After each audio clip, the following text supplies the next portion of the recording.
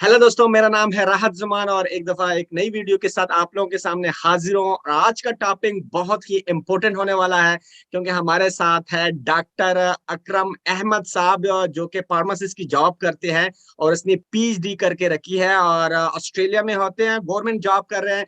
तो आज जितना भी टॉपिक है वो ऑस्ट्रेलिया के हवाले से है कि आप ऑस्ट्रेलिया कैसे माइग्रेट हो सकते हैं एज अ फार्मासिस्ट। तो हमारे साथ बनी रहे। और जी सर, सबसे पहले अपना डॉक्टर अकरम साहब, सर आप अपना इंट्रोडक्शन करवा दें कि आपने क्या किया हुआ है और कैसे गए हो। नेक्स्ट हम टॉपिक पे बात करेंगे वन बाय वन कि कैसे आप ऑस्ट्रेलिया जा सकते हो और उसके लिए क्राइटेरिया क्या है, वीजा आपको कैसे मिलेगा, वहां पे एक्सपीरियंस कितना रिक्वायर्ड है और वहां पे जॉब के लिए क्या क्राइटेरिया है। तो सारे वन बाय स्टेप सारी चीजें पूछेंगे। हमारे साथ बने रहिए। तो सबसे पहले सर अपना इंट्रोडक्शन करवा दें and then will be go. तो दोस्तों, मेरा नाम है डॉक्टर अकरम अहमद और बेसिकली मैं इंडियन हूँ। और मैंने bachelor degree, masters and PhD किया हुआ है। तो मैं बेसिकली यहाँ पर मेडिकल साइंटिस्ट हूँ एक हॉस्पिटल में। तो गवर्नमेंट जॉब है मेरा यहाँ पर ऑस्ट्रेलिया में। और मैं हेल्प करता हूँ कि फार्मासिस्ट को माइग्रेशन करने में ऑस्ट्रेलिया में। हम उनका A to Z जो पूरा जो प्रोसेस है वो करते हैं। स्किल असेसमेंट का एग्जाम पास कराते हैं, तो पूरा हम गाइडेंस देते हैं यहाँ आने के लिए। जी सर, सबसे पहले मुझे यही बताएं कि अगर कोई भी फार्मासिस्ट है उसके लिए क्राइटेरिया क्या है, क्योंकि इसमें से सर अगर आपको ही पता है एक डी फार्मासिस्ट होता है और एक डी फार्मासिस्ट होता है। तो कहने इसमें डिफरेंस क्या है वो बताएं और साथ में कौन सा एलिजिबल है ऑस्ट्रेलिया जाने के लिए। तो ऑस्ट्रेलिया का जो क्राइटेरिया बहुत ही सिंपल है।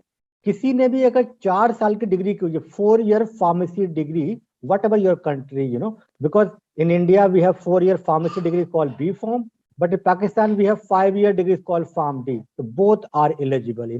तो eligibility just bachelor degree plus you must have registration as a pharmacist in your home country.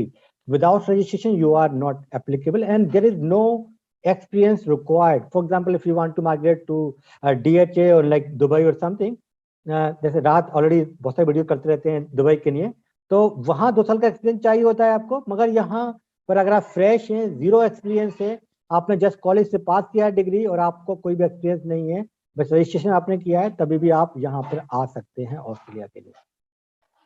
तो ये आप लोगों को कंफर्म हो गया है कि ऑस्ट्रेलिया माइग्रेट होने के लिए आपको एक्सपीरियंस नहीं चाहिए, सिर्फ रजिस्ट्रेशन चाहिए आपके होम कंट्री से। और दूसरा ये है कि इसका जो है इसके लिए एग्जाम कौन सा देना पड़ता है सर, कि आप कौन सा एग्जाम इसके लिए देना पड़ता है सर। एक्चुअली यहाँ आने के लिए बेसिकली मतलब 2 स्टेप होते हैं ऑस्ट्रेलिया आने के लिए। नंबर 1 होता है स्किल असेसमेंट, इसको बोलते हैं, जैसे कि अपने दुबई में इसको बोलते हैं डेटा फ्लो।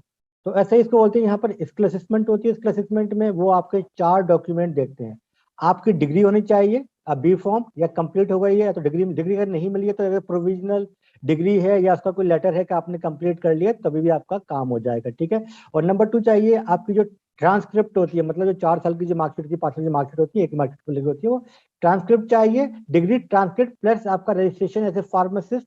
नंबर 4 डॉक्यूमेंट चाहिए आपका पासपोर्ट, बिकॉज आप पासपोर्ट की को लेके ही जाएंगे जब एग्जाम में जाएंगे। तो आपका ये हो गया स्किल असेसमेंट। और स्किल असेसमेंट होता है बेसिकली जब आप सबमिशन करेंगे तो उसको 8 वीक लग जाते हैं, और उसके बाद फिर आपको एग्जाम में बैठना होगा। तो एक एग्जाम का उसको बोलते हैं कैप्स एग्जाम, KAPS। तो ये कैप्स एग्जाम आपको लिखना होता है। और इस एग्जाम की ये बहुत अच्छी बात ये है कि ये आप अपनी होम कंट्री में रहकर इसको पास कर सकते हैं।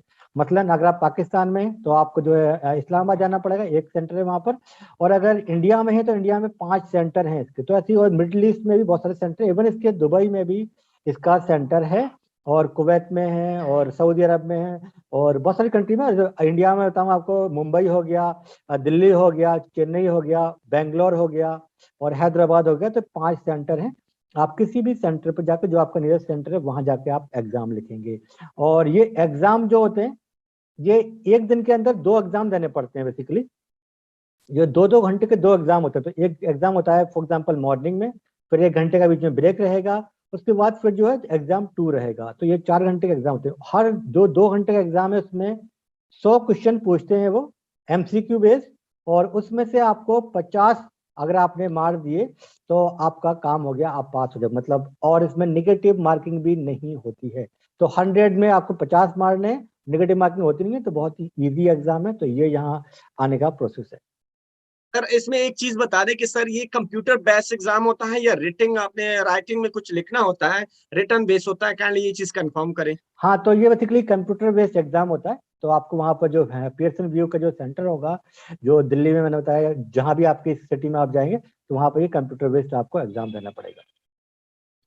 सर एक और इम्पोर्टेंट सवाल मैं आपसे पूछूंगा सर, इसमें मुझे ये बताएं कि आईलीट्स या ओईटी रिक्वायर्ड है इसके लिए, क्या उसका क्या क्राइटेरिया है? आफ्टर एग्जाम आपने पास कर लिया है, आपका सारा प्रोसेस हो गया है, जो आपके 4 डॉक्यूमेंट्स है वो आपने प्रोवाइड कर दिए हैं, उसके बाद आप जिस तरह कह रहे हैं कि 2 एग्जाम देने हैं और दोनों में आपने 50-50% मार्क्स लेने हैं, जो सबसे इंपॉर्टेंट बात है 50% इजीली आप ले सकते हो, अगर वो आपने ले लिए सर, उसके बाद आपका नेक्स्ट प्रोसेस क्या है?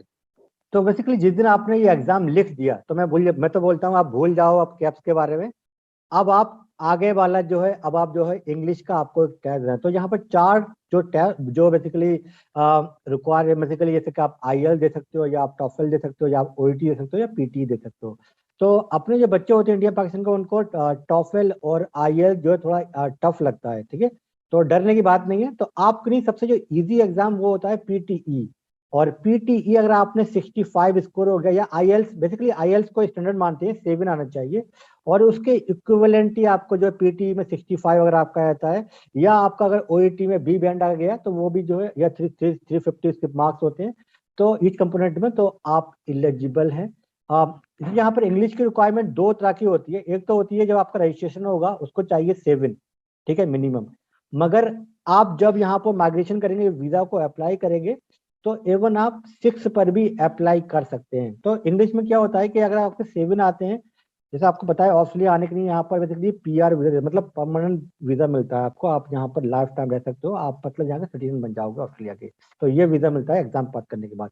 तो उसके लिए क्या यहाँ पर ऐसे पॉइंट देते हैं, एज के कितने पॉइंट्स है, और आपके एक्सपीरियंस के कितने पॉइंट्स हैं, या आपके जो है आपकी इंग्लिश। तो ऐसे अगर आपकी 7 आती है तो आपको 10 पॉइंट मिलते हैं, अगर आपकी 8 आ गई तो आपको 20 पॉइंट मिल जाते हैं। तो आपको मतलब जल्दी वीजा मिल जाएगा।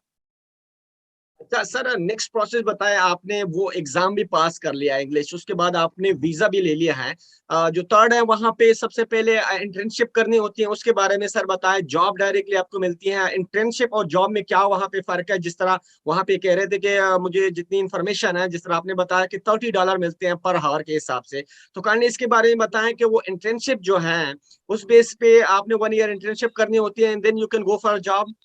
नहीं नहीं, शॉर्टकट सर बताएं। एक्चुअली ये एक बहुत ही मिसकंसेप्शन है। लोग हमारे यहाँ से समझते हैं इंडिया पाकिस्तान में इंटर्नशिप कर रहा है मतलब फ्री में होती है हमारे यहाँ पर, ठीक है। तो ये बेसिकली बिल्कुल। ये जॉब है बेसिकली। मतलब अभी आप अथोराइज नहीं हो फार्मासिस्ट बनने के लिए, मगर आपको एक सीनियर फार्मासिस्ट के अंडर में आपको जॉब करनी है, ये जॉब है आपकी। तो आपको जैसे कि अराउंड में $30 के अराउंड में पर घंटे के हिसाब से सैलरी मिलती है। और आपको जो है 40 घंटे एक वीक में काम करना पड़ता है। और आपने अगर एक्स्ट्रा काम किया 1-2 घंटे 5 घंटे, तो उसको फिर वो कंपनी एक्स्ट्रा पैसे आपको चार्ज करती है। तो बहुत सारे जो अपने बच्चे होते हैं इंडिया पाकिस्तान जो यहाँ पे आते हैं, वो लोग 6 दिन भी काम कर लेते हैं। तो क्या होता है कि यहाँ पर सैटरडे को अगर आप काम करते हो तो आपको 1.5 गुना पैसे मिलेंगे। जैसे नॉर्मल डे में मिलेंगे $30, तो सैटरडे को मिलेंगे $45 पर आवर। ऐसे ही अगर आप संडे में करेंगे तो उसको मिलते हैं डबल, मतलब आपको $60 पर घंटे के हिसाब से मिलते हैं। तो ये यहाँ का नियम है। और इसमें यहाँ पर कोई भी चोरी नहीं हो सकती है, मतलब जितना गवर्नमेंट ने मिनिमम रखा हुआ है उससे कम कोई नहीं देगा। तो जो फार्मेसी जो टेक्निक जो बेसिकली इंटर्नशिप फार्मेसी की जो सैलरी है गवर्नमेंट के अकॉर्डिंग, मिनिमम $28 होनी चाहिए, और मैक्सिमम जो है $38 तक, है ना। तो उसके बीच में मतलब वो 30 के आसपास आपको मिलते ही मिलते हैं, है ना। तो ये जॉब है बेसिकली। और इसके बाद फिर आप रजिस्ट्रेशन हो जाएगा आपका एज ए फार्मासिस्ट, फिर आप बन जाएंगे, फिर आप फुल टाइम जॉब करते रहेंगे। सर इसके बाद जो नेक्स्ट जो प्रोसेस होता है सैलरी के बारे में होता है कि अगर आपने इंटर्नशिप कंप्लीट कर दी, ये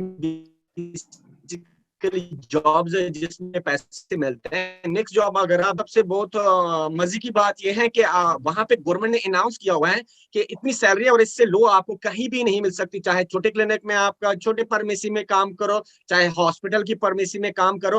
तो ये सबसे बड़ी बात है। यहाँ पे अगर आप गल्फ कंट्रीज में आते हो तो ऐसा कोई भी इनका वो नहीं है कि आपको वो मिल सके, प्रॉपर तरीके से बैलेंस सैलरी मिल सके। यहाँ पे आपको लो भी मिल सकती है, हाई भी मिल सकती है, मिडल भी मिल सकती है, जितनी उसकी टारगेट होता है उस क्लिनिक का। तो आप मुझे इसके बारे में बताएं जरा। तो ऑस्ट्रेलिया में यह होता है कि यहाँ पर मिनिमम जो रिक्वायर्ड है उससे कम कोई नहीं देगा। तो जैसे बताया मैंने कि वो तो अगर आप असिस्टेंट फार्मासिस्ट पे काम कर, यहाँ पर जो लोग एग्जाम नहीं पास करते वो लोग भी यहाँ पर काम करते हैं, मगर उन लोगों को वीजा नहीं मिलता है। जो लोग ऑलरेडी किसी दूसरे वीजा, फॉर एग्जाम्पल उनकी वाइफ है यहाँ पर, उनके हस्बैंड है, तो वो किसी अगर डिपेंडेंट यहाँ पे है तो वो लोग भी ऐसे असिस्टेंट फार्मासिस्ट काम करते हैं, उनको भी 23 से लेके $25 पर घंटा मिल जाता है उन लोगों को भी ना। और इंटर्नशिप में $30 के आसपास मिल जाता है। मगर जब आप फार्मासिस्ट बन जाओगे तो मिनिमम जब आप स्टार्ट करोगे तो आपकी $35 से $40 तक आपकी सैलरी हो जाती है, और ये धीरे धीरे मतलब बढ़ते बढ़ते $70 पर घंटे के हिसाब तक आपकी सैलरी चली जाती है। तो यहाँ पर सर तो सैलरी, ये वहाँ पे सर वहाँ पे मंथली की बेसिक सैलरी नहीं है, या पर आवर के हिसाब से मिलती है, या आपको मंथली जिस तरह हमारा यहाँ पे 5,000 या 6,000 दिरहम मिलती है, ऐसी कोई फिक्स नहीं है वहाँ पे कि आपको ये सैलरी मिल रही है, या पर आवर के हिसाब से वो हिसाब करते हैं?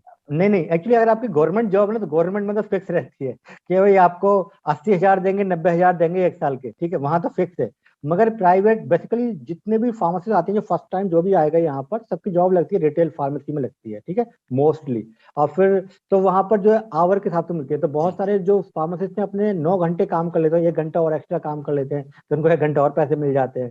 तो इनिशियल में बेसिकली यहाँ पर आवर के साथ तो मिलते हैं प्राइवेट में, मगर गवर्नमेंट जॉब होती है वहां पर ये मतलब ईयरली मतलब मंथली के हिसाब से पैसे मिलते हैं।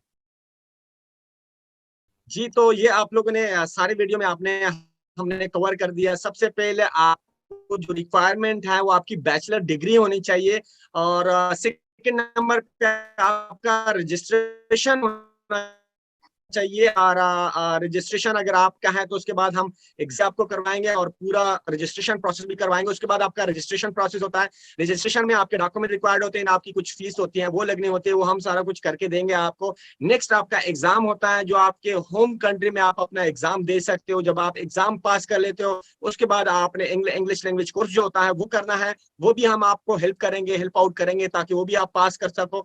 उस वो पास करने के बाद देन आपको हॉस्पिटल में अप्लाई करना है। देन वीजे के लिए आपने वीजे में भी हम हेल्प करेंगे कि कैसे लेना, पूरा तरीका बताएंगे आपको, प्रोसीजर बताएंगे। वीजा लेने के बाद जब आप वहां पे आ जाते हो तो 1 ईयर की इंटर्नशिप करनी होती है। आपने सीनियर जो फार्मासिस्ट होता है उसके अंडर आपने 1 ईयर की आपने वो लेनी होती है, 1 ईयर की इंटर्नशिप होती है। लेकिन उस इंटर्नशिप में भी आपको जो सैलरी है वो मिलेगी पर आवर के हिसाब से मिनिमम $30 आपको सैलरी मिलेगी, ज्यादा भी मिल सकती है। अगर आप सैटरडे या संडे काम करते हो तब आपको $45 से $60 भी मिल सकती है। और उसके बाद जब 1 ईयर इंटर्नशिप कंप्लीट हो जाए and then you can go for your job, और उसमें भी आपको 75 to 80,000 ऑस्ट्रेलियन डॉलर जो है वो आपकी ईयरली सैलरी होती है। अगर आप कहीं गवर्नमेंट जॉब लग जाती है जिस तरह सर की लगी हुई है, एंड देन वो उससे भी हाई होती है। तो ये पूरा तरीका कार है। अगर आपको कोई भी इंक्वायरी इसके बारे में चाहिए तो हमारे ये व्हाट्सएप नंबर पे आप कांटेक्ट कर सकते हैं, और हम आपके लिए पूरा। और इसमें सबसे जो मजे की बात है कि जितने भी फ्रेशर है जो यूनिवर्सिटी से अभी निकल चुके हैं और जिनको डिग्री मिल चुकी है, वो भी डायरेक्टली अप्लाई कर सकते हैं। उसको वेट नहीं करना पड़ेगा जिस तरह DHA, MOH, हार्ट, DHCC या ओमान, कतर किसी भी एग्जाम के लिए वेट करना पड़ता है 2 साल। यहाँ पे वेट की कोई गुंजाइश नहीं है। आप फ्रेशर है कोई बात नहीं है, डायरेक्टली आपका अप्लाई हो सकता है, और ये आपका 6 वीक में सारा प्रोसेस होता है। तो अगर आपको इसके बारे में इंक्वायरी चाहिए तो काइंडली आप हमारे व्हाट्सएप नंबर पे कांटेक्ट कर सकते हैं। हम आपको इसके बारे में और भी डिटेल देंगे और प्राइस की डिटेल देंगे कि हम आपका पूरा पैकेज तैयार किया हुआ है, आपके रजिस्ट्रेशन से लेके एग्जाम, बल्कि इंग्लिश लैंग्वेज कोर्स तक, और आपकी वीजे में भी हम हेल्प करेंगे, पूरा तरीका बताएंगे। तो हमारे व्हाट्सएप नंबर पे आप कांटेक्ट कर सकते हैं। चलते हैं मिलते हैं नेक्स्ट वीडियो में, तब तक के लिए अल्लाह हाफिज। ठीक है, बाय।